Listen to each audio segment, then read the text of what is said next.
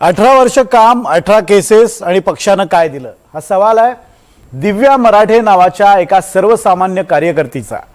छत्रपती संभाजीनगरातनं दिव्या मराठे या इच्छुक होत्या, मात्र त्यांना ऐनवेळी पक्षानं उमेदवारी नाकारली आणि त्यांनी काल भाजपच्या कार्यालयात जोरदार राडा केला। त्यानंतर सुद्धा पक्षानं दखल न घेतल्यामुळे अखेर दिव्या मराठे यांनी पक्षाविरोधात उपोषणाचं अस्त्र उगारलं आणि आज त्या पक्षाच्या कार्यालयाबाहेर उपोषणासाठी बसलेले आहेत। त्यांचं असं म्हणणं आहे की जोपर्यंत आपल्याला स्वीकृत नगरसेवक म्हणजे कोऑप नगरसेवकपदी नियुक्ती करण्याबाबतचं लेखी आश्वासन देत नाही तोपर्यंत आपण हे उपोषण सोडणार नाही। आणि त्यांनी काय सांगितलं तर 18 वर्ष आपण पक्षासाठी काम केलं, अनेक केसेस अंगावर घेतल्या आणि पदरी काय पडलं तर फक्त निराशा। आपण पाहूयात।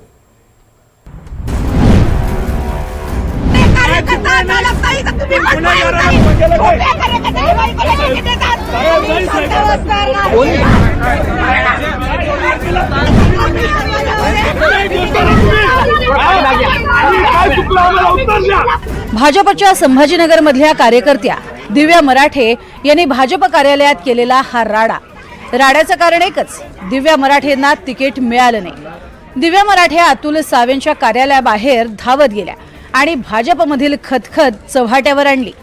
संभाजीनगरमधल्या वॉर्ड क्रमांक 20 मधून सर्वसाधारण महिला गटासाठी यंदा मराठे यांनी उमेदवारी मागितली होती, मात्र त्यांना डावलण्यात आलं आणि दिव्या मराठे प्रचंड संतापल्या।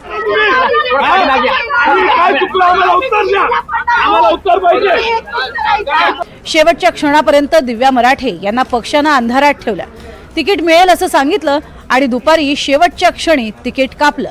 दिव्या मराठे गेली 18 वर्ष भाजपचं काम करतात, सध्या त्या पक्षाचे उपाध्यक्ष आहेत। 2010 मध्ये त्यांनी महापालिका निवडणूक लढवली होती, गेल्या वेळीही उमेदवारी मागितली पण गेल्या वेळीही तिकीट दिलं नाही। यंदा दिव्या मराठे यांना डावलून अनिता मानकापे यांना तिकीट देण्यात आलंय। जेव्हा पक्ष कठीण काळात होता तेव्हा मुलं लहान असतानाही घरादाराचा विचार न करता पक्षाचं काम केलं। आता पक्षाची ताकद वाढल्यावर पक्ष आम्हाला विसरला अशी तक्रार मराठेंनी केली आहे।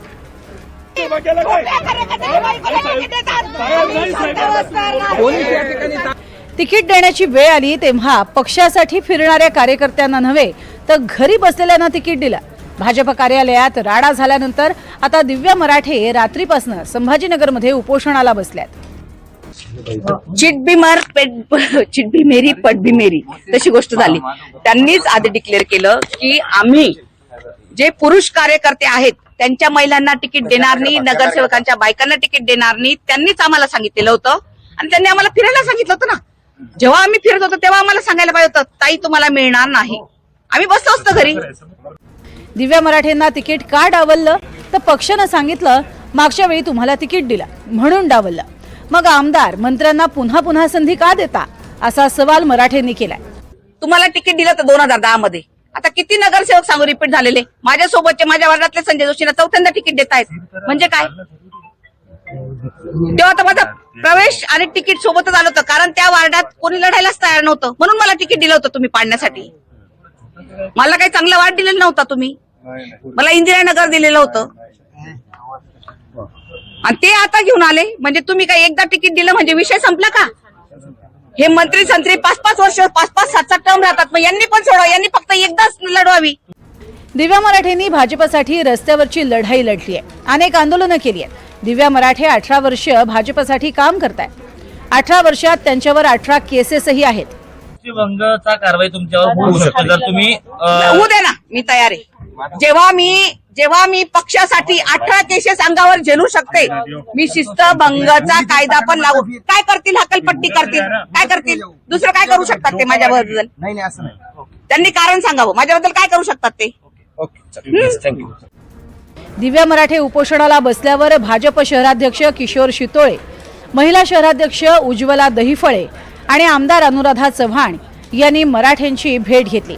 जोपर्यंत स्वीकृत नगरसेवक म्हणून घेत नाही तोपर्यंत उपोषण सोडणार नाही असं मराठेंचं म्हणणं आहे।